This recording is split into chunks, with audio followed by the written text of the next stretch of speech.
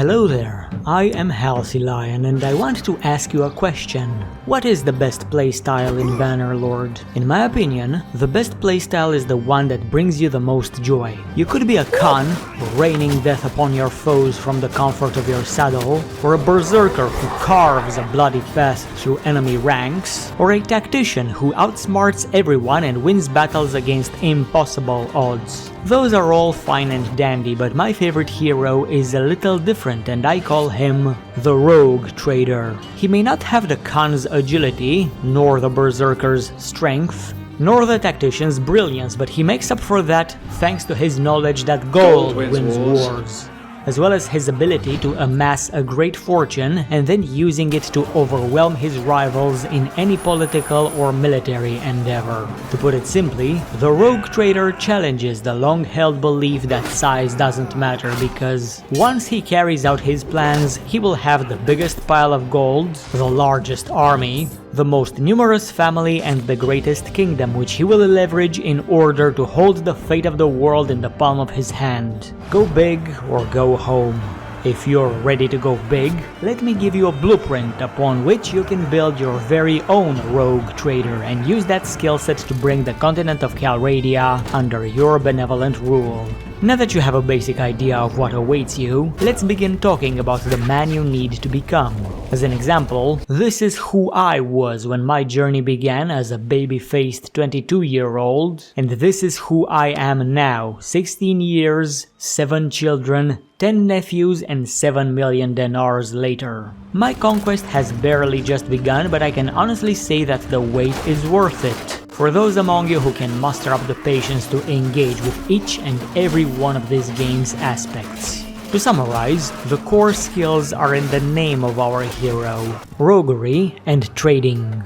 More specifically, we need our criminal skill to be at least 150, while trading must be maxed out. Charm is also needed for building our relations with the nobility and recruiting them into our kingdom when the time for that comes. Stewardship is another important skill, and you won't even need to invest any attribute points into intellect unless you want this perk. Because you don't want to rely solely on your troops, you should be at least a little competent at fighting, so athletics, riding and one-handed were skills I developed as well. But if you'd rather be a sharpshooter who has nothing but a bow and 3 quivers equipped, you're welcome to invest everything into control and archery. For ranged combat, I personally put a singular point into crossbows to be able to use the higher tier equipment, and that's it. Last but not least, I've invested a bit into my leadership, which brings some great but not crucial perks, as well as a few support skills such as tactics, scouting and medicine. Well, that's it. That's the character build. Now go out there and start grinding. Oh, you want details? Sure, why not? If you'll allow me, I'll tell you all I know about the attributes a rogue trader needs, the skills you need to focus on and how to develop them, as well as the perks I recommend, and then explain the effects they'll have on your campaign, so brace yourself because this is going to take a while. First, let's start with the least developed skill: medicine. Early on in the campaign, when I can barely deal with small gangs of looters, I invest 1 focus point into this skill and take these 2 perks. Being able to quickly recover 30% of my health after each battle is rather important, because if you get knocked down in a fight, barely manage to win, and then you get ambushed again, you cannot be an active participant. You can only fight if your health is above 20%, so you'll have to send your men to do the dirty work for you, and that usually doesn't end well. I don't want to ever be caught with my pants down, therefore, I take a dose of preventive medicine to make sure I can always join upcoming fights, regardless of my personal failures. If you're confident in your abilities, you can go to any arena master, respec your skill and take self-medication instead. The 2% speed boost can be stacked with other perks and a high athletics skill to make you a more agile fighter. As for developing the skill, it's rather easy. Watch your men get their teeth knocked out, then take them to a town and treat their injuries by waiting inside. Once your skill reaches 50, it's recommended that you find an actual surgeon companion and appoint him in your stead. I've personally chosen my younger brother to be my field medic. If you also want to have a little brother, just ask your parents to make you one, or play the campaign. The sandbox is for lone wolves. Now, companions and family members are crucial to a rogue trader's dynasty, but we'll talk about them on another occasion. For now, let's keep the focus on our protagonist. Next up, tactics, scouting, and leadership are developed passively by participating in fights, traversing difficult terrain, as well as leading your soldiers into battle. Note that I've said soldiers, as in people you recruit from towns and villages, not to be confused with bandits, which increase your roguery skill instead. Leadership may also be developed by assembling large armies, but there's no easy way to do it. You either have to join a faction as a vassal, or create your own kingdom, neither of which are a priority early on. Luckily, this skill isn't the most important, so you can leave it for later. While we're at it, let's talk about perks. In scouting, you want to take anything that improves your party's traveling speed. The third choice is a bit trickier. If you're a battalion and plan on using strictly foot troops, Forestkin is a must-have for setting up ambushes in the woods. But Desert-Born is a great perk as well, and it's better than stated in its description. No, you don't get a 5% travel speed increase on deserts and dunes. Instead, you lower the speed penalty you have in that environment by 50%, which is great if you're planning to raid the Aserai. What I like to do is take Forestkin on my main character and Desert-Born on a skilled companion. If I go to the desert, I simply appoint my companion to be our party's scout, and when we stay on the continent, I take that responsibility upon myself. You can switch things around if you want. You can give your companion Forestkin and keep the other one for yourself. I'm not going to hold your hand. As for tactics, it's not such an important skill for our playstyle, but the simulation advantage will allow you to field a lot more soldiers than your enemy in a huge battle. To be honest, most of its perks are not that useful, but I highly recommend Improviser because it enables you to more efficiently lay traps to your enemies. A picture is worth 1,000 words, but if you want me to elaborate, I basically choose a castle, leave behind a skeleton crew in its garrison, and basically turn it into bait for my enemies, who see nothing but an easy target. According to their calculations, their 300 soldiers should be more than enough to capture a castle defended by only 50 men. So they commit to assaulting my citadel without proper siege equipment, but what they didn't account for is that I can bring my 300 soldiers, sacrifice about 20 of them to get me behind the castle walls, and then easily crush the invaders using the built-in defenses of my fortress. And if you feel compelled to invest your focus points into this skill, you may rapidly increase it by being a coward and fleeing from battle every time you get caught by a superior force. To power level tactics, you may stash your valuable items somewhere else, take only recruits in your party, let yourself intentionally get caught by a superior force, and then sacrifice your boys to make your escape. This perk makes it easier to do that. Just make sure you respec and take Improviser when you're satisfied with your tactical brilliance. But you don't need to go through all of that. This skill increases passively as you engage in large-scale battles. Moving on to leadership perks, I recommend Raise the Meek to give lower tier troops a chance to grow up, and Fervent Attacker because you'll want to recruit bandit prisoners into your gang, and most of them are tier 3 or below. Famous Commander is also great for helping you climb the ranks, as well as making a portion of your fresh recruits instantly reach the next level. And while it may sound counterintuitive, presence is a must-have. There comes a time in every monarch's reign when he must personally get invested into the lives of his subjects. This perk helps with that, and I'll explain how a bit later. Finally, you will want to earn the respect of your veterans. At some point, bandits will make up the bulk of your warband, but later on, they will want to leave the outlaw life behind and live as respectable noble troops. Leadership doesn't need to be developed beyond 150, but if you invest into it and reach the penultimate perk, take the one that allows you to field another clan party. One extra companion doesn't make much of a difference when you have 20 family members. And now we're getting to the skills that are actually starting to be important, such as Charm. Due to the choices I make during character creation, my charisma already has 5 focus points. so all I do from here is be a nice boy to everybody. Every time you make a good impression on someone, your Rizz increases, unlocking perks that may not seem that great on paper, but will play a crucial role when it's time to play your hand at politics. To develop this skill, all you need to do is complete quests, give gifts, and if you're having a minor disagreement with some lord, forgive him after the argument is concluded. Better yet, take him captive, throw him into a dungeon, then sneak in and break him free. This confusing act of kindness not only greatly increases your relations and charm skill, but it can also massively boost your roguery as well. That sounds complicated. How do I do that? I hear you thinking. Well, have patience. I'll tell you later. Right now we gotta talk perks. Early on, when my clan is still unknown, I take Self-Promoter and Oratory to make it easier for me to gain fame.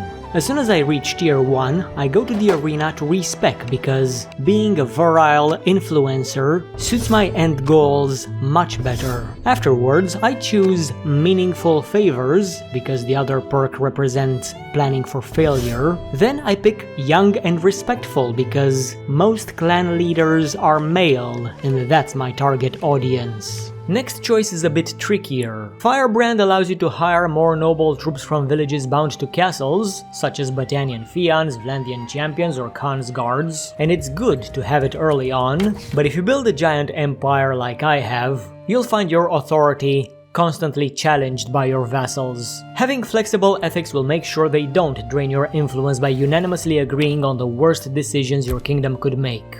As for the next perk, I'll leave it up to you. I recommend Slick Negotiator because you'll find yourself trade with lords of other cultures more often than with your co-nationals. Plus, they might have more money. My fellow Battanians are poor as dirt. I'm not sure that perk even works, so take whatever. Then I become a natural leader because my organization prides itself on diversity and inclusivity.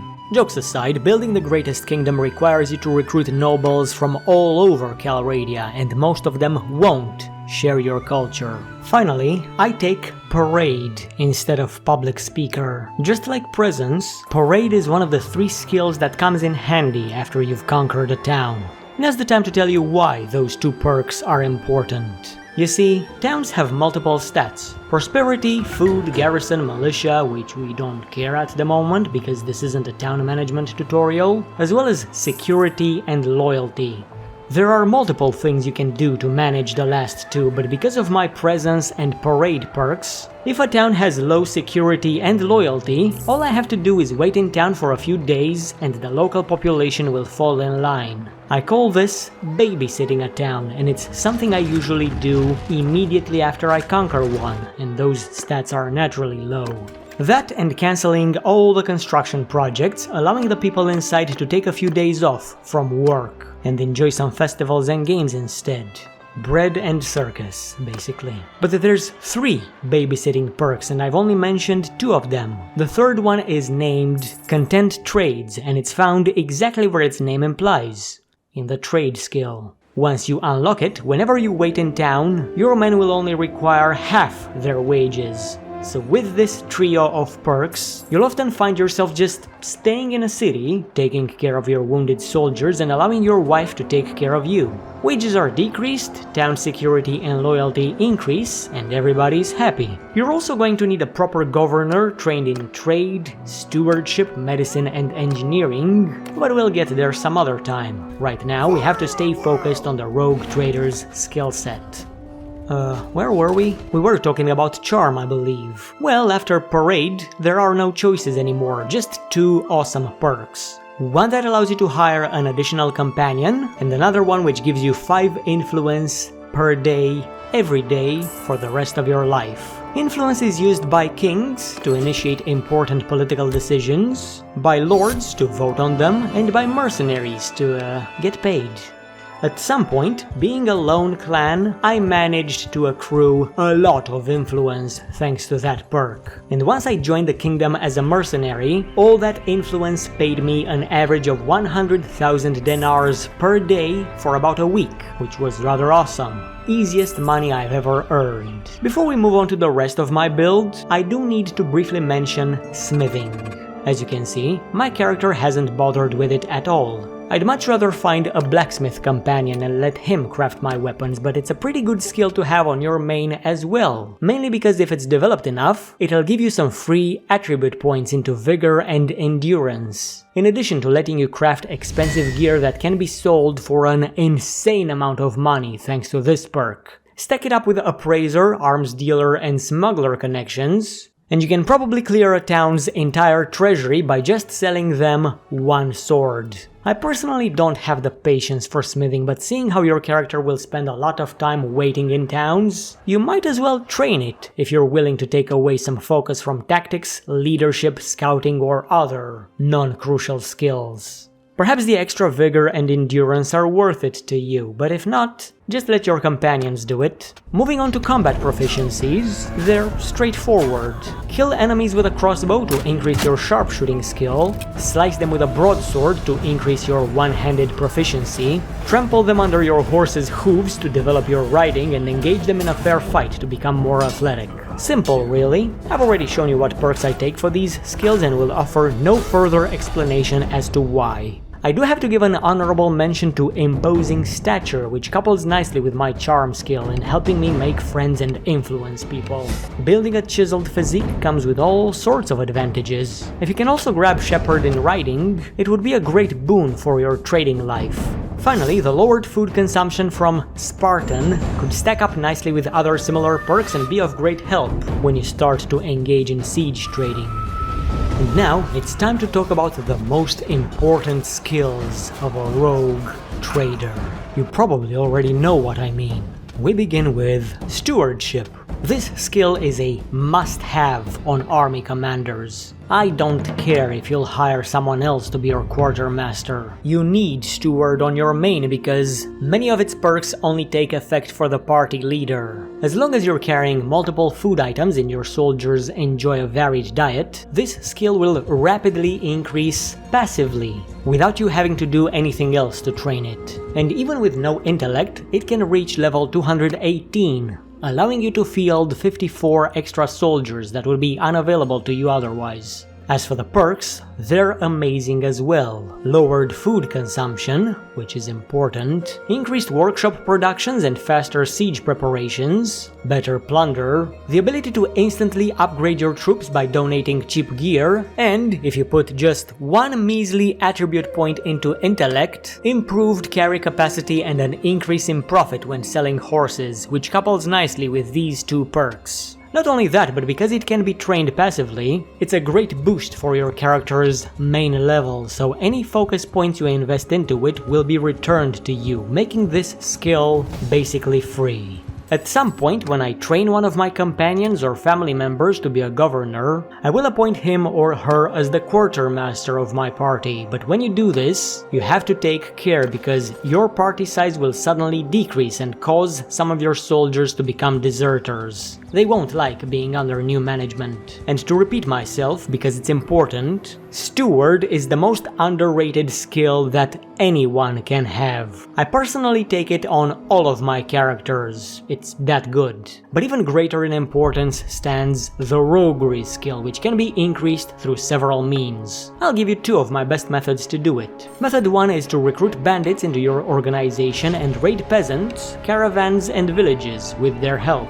But do it legally, because if you break the law, the consequences of your violent actions might interfere with your long-term plans. Now, to recruit bandits, you simply have to catch them and order them to surrender. If you have this perk, they'll simply offer to join up, but early on, they're stubborn and you'll need to use a bit of force. Once a battle is concluded, capture the survivors and simply wait for them to join. The more prisoners you have, the longer it takes for them to join up. You can lock them up to prevent accidentally handing them over to the ransom broker. My favorite way of conscripting these fellows is to equip myself and my companions with blunt weapons, recruit some Aserai footmen to fill the ranks, and then assault bandit hideouts, trying to knock down as many outlaws as possible. I then duel the leader to prove myself to his men, and obtain a fresh crop of reluctant recruits from each raid. And just like that, your party will steadily transform into a gang of brigands, and every time they gain experience, so will you in the Roguery skill. As for legally raiding the targets I've listed earlier, avoid attacking them without an official war declaration, like a dumbass outlaw would. What you need to do instead is obtain information about the faction you intend to attack, such as the Aserai, find out if they're currently at war, and if so, join their enemy as a mercenary. As a PMC, you're allowed to commit any and all atrocities against your employer's enemies to your heart's content without legal repercussions. And if you're about to be caught by the local authorities, just email your resignation letter to your faction representative. In doing so, you'll forfeit any earnings from your contract, but at least you'll get to keep everything else you've plundered. I won't rehash everything I've said in my mercenary guide. Go watch it if you haven't already, but basically, being a sellsword is a path to total freedom. Even more so than being independent, because you won't face any long-term consequences for the reprehensible things you do. Not only that, but it also allows you to use the second method for developing your roguery and charm skills: prison breaks. Oftentimes, when a war is brewing, lords will fight each other and one side usually wins. The losers get captured and sometimes thrown into jail. If you find a lord imprisoned in a town or a castle, you can bribe your way into the dungeon, fight your way out, and ta-da! Enjoy a massive boost to your political skills. Sorry for making it sound easier than it actually is. Prison breaks will require an in-depth explanation, but for now, I'll give you the short version. Get yourself the most expensive gear you can equip on your civilian outfit, and then head inside and extract your target. And if you can't find anyone being held captive in a dungeon, no worries. As a mercenary, you can do a bit of trolling yourself. So find a lord that you can defeat, crush his army, take him prisoner, head on over to an allied town or a castle, throw him in jail, and then quit your mercenary contract and initiate a prison break. It sounds a bit convoluted, but this is by far the fastest way to develop your roguery skill, as well as your charm. Not the most consistent method though, so alternate between trolling, raiding, and occasionally selling your prisoners to the ransom broker. Oh, and because I didn't make this clear, your roguery skill increases faster if you join the battles yourself instead of auto-resolving every conflict. And now that you know how to increase this skill, let's talk about the perks I recommend. But first, a question. How much patience do you have? I'm asking this because you will need your skill to reach a minimum level of 150, at which point you get to choose between massive profits or the ability to recruit any bandits that you catch. But if you can endure the grind, getting the skill to level 225 and becoming an arms dealer is even better, especially when you pair that perk with Appraiser in trade. In case you haven't figured it out, those two perks, alongside the massive increase in battle loot granted by the skill itself, will be your main way of earning money in the late game. That's why we invest points into cunning and roguery, instead of focusing on other attributes and skills. I have considered ignoring cunning altogether so that I may develop intellect or vigor, and still taking the time to increase roguery to 150, but if I were to do so, my hero wouldn't be able to call himself a rogue trader anymore. You, however, can modify this blueprint to your heart's desire because the build I share is not set in stone. As long as roguery gets to 150 and trade is maximized, you can still enjoy an amazing campaign. But anyway, I digress. I was supposed to talk about the perks of being a rogue. The ones I wanted to mention are Two-Faced, which makes it easier for you to sneak into town and removes the morale penalty for recruiting outlaw prisoners in your gang, as well as Promises, which lowers the food consumption of bandits in your party by 50%. That's half if your warband consists solely of brigands. This perk, along with others that have a similar effect, is very important for what we're going to do in the future, but for now, just have fun developing your roguery through whichever method you choose. Scarface is also a nice perk to have. It's quite satisfying to see a caravan just hand you everything they're carrying in hopes that they'll escape with their lives. It does take some convincing, but it's worth the effort.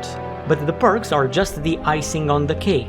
The cake itself is the increased amount of valuable items you can loot from the battles you will fight, and trust me, There's a lot of fighting up ahead if you dream of one day conquering the land. In fact, the spoils of war will be your main source of income when you set out on your warpath. You simply won't have time for anything else. But isn't that what Bannerlord is all about? Glorious clashes between massive armies? Profiting from them is the only logical conclusion. To give an example, I was fighting a war with the Asurai, and as I was patrolling the southern border of my empire, I caught 3 separate armies and crushed them in the field. When I went to the nearest town to sell the loot, my accountant informed me that the local market needed 10 times more money than it currently had in its treasury, if the merchants were to purchase all of it. 3 battles earned me almost 700k in less than 2 weeks. Prior to this little experiment, I made sure to stash all the plunder from previous battles inside my capital city to see just how much money my next few fights would bring. You already got the answer to that, and if we add the stashed items to the pile, they're worth almost 3.7 million. In fact, my biggest problem right now is that the town merchants don't even have enough money in their coffers to buy all my stuff. I basically get loot faster than I can sell it. I sometimes just trade my plunder to my vassals for half the market price, just to get rid of it and help them make some extra cash. So basically, roguery is the absolute best way to make money, but after you become obscenely rich, what will you do? Just stare at a big pile of coins? If you don't know what to do with your outrageous wealth, that's where the trade skill comes in. You may believe that trading teaches you how to make money, and yes it does, but more importantly, it teaches you how to spend your money into something that can be leveraged to great effect. I don't know if you realize this, but everything has a price. Even the cities and citadels that dot the landscape of Calradia, if you know how to negotiate. Getting there, however, isn't easy, because in order to unlock that ability, you will need to develop your trading proficiency to 300. It's the only skill that absolutely needs to be maximized. Even roguery is a bit superfluous after it surpasses 150. For the purposes of min-maxing, I've managed to achieve this seemingly impossible goal with my social attribute stuck at 8, although it was very slow. If I pushed my social skills to be 10 out of 10, I would have been able to develop my business acumen much faster, but I have a secret method that enabled me to skip a lot of the grind, allowing me to spend those 2 attribute points somewhere else. Again, this is an extremely min-maxed build that is good at pretty much everything. Not great at doing one particular thing, but we don't need greatness. We just need to be good enough. As for the secret method, it's siege trading, and I've already mentioned it once or twice. I've also published a guide on how to do it yourself, but in the meantime, I've refined my technique and I'm planning to make an updated guide. If you'd rather stick to conventional methods of trade, I'm planning a few tutorials on that as well. Until then, maybe this one can help you out. The important thing is that you unlock the final trade perk. I simply cannot play the Game of Thrones without it. It's that good. In pursuit of this goal, I unlock every perk that makes it easier for me to gain a profit from my trades, which in turn helps me further improve my skill. Now, the most direct way of developing your commerce is by purchasing cheap wares and selling them at a profit, but you may also increase the skill passively, whenever your caravans or workshops bring you money. Don't wait for the passive XP gain though, or your character will die of old age before the skill passes level 200. As for the perks, here's the ones I recommend. The first 2 are Wholesaler for higher profits, and Caravan Master for increased carrying capacity. These perks will also highlight the profitability of items you see in the market by displaying their prices with a beautiful bright green for highly profitable, faded green for somewhat profitable, yellow for neutral, or orange for something you shouldn't trade in the town you're currently visiting. But that's not 100% reliable, so you'll still have to use your own discernment. Up next, distributed goods will make it easier for you to bulk buy stuff from villages, although the other one is pretty good as well when paired with this perk in Steward and this other one in Riding. I chose the first one, you can go for the second if you intend to trade horses. After that, I recommend Traveling Rumors, because you can field a lot more caravans than workshops, Great Investor for the same reason as before, Content Trades, the babysitting perk whose application I've already explained. I then take Insurance Plans and Granary Accountant for better food prices and to get some cashbacks when my convoys inevitably get destroyed, Self-Made Man because I sometimes sell my loot to lords instead of towns, Spring of Gold, which grants me a passive income of 1000 dinars per day, as long as my bank account sits above the 1 million mark. Man of Means, to lower the cost of mercenaries if you think you'll hire any. And of course, the core pillar of our playstyle. Everything has a price, which allows you to trade castles and towns with the nobles of the land. Once your trade is maxed out, I recommend that you re-specialize and make a few changes. To give an example, Wholesaler was only useful to me for the purposes of increasing the skill, so naturally, once that stops being a priority, I'd rather become an Appraiser to squeeze more money out of my plunder. I also change any caravan-related perks to workshop-related perks because when I'm at war, my caravans are vulnerable to enemy raiders, whereas my workshops are kept safe inside my capital, which is constantly protected by 500 elite troops. These are the perks I take after the respec, in case you were curious. But not everything will be sunshine and rainbows after unlocking the final perk. If you are hoping to get a fair deal as you exchange some random town you've recently conquered with the Lord's capital, you will be sorely disappointed because the barter system is unfair. I've actually written a huge paragraph describing that problem in great detail, but I've decided to leave it for my next video because this one is long enough already. Even so, EHAP has some pretty useful applications that will make you rich and drive other lords into poverty, but we'll talk about all of that in my next video. But you know what I forgot to mention that can't wait until my next video? The order in which you should prioritize spending your attributes and focus points. There is no fixed method in which you should do that, as long as you stick to the golden rule. Do not hyper-focus on one particular skill. Instead, spend your focus points slowly and methodically across all skills that you need to develop, especially as you engage with activities that increase those particular skills. You're questing? Spare some points into Charm. Transporting goods from one town to another? Put a bit of focus on trade. Raiding? Make sure your roguery, tactics and combat skills are not being neglected. Do not let any of your skills stagnate until they reach the desired level. It's a simple rule which you should already know, but I just wanted to make sure. Anyway, there were a lot of things I briefly mentioned today that I promised to elaborate on some other time. Each of those elements will require a tutorial of their own. Today I wanted to focus solely on the Rogue Trader character build, the foundation of what I believe to be the best playstyle in Bannerlord. I will recap everything I've said today in my other guides when it's relevant to the subject, but I will let this video serve as a blueprint for the Rogue Trader playstyle.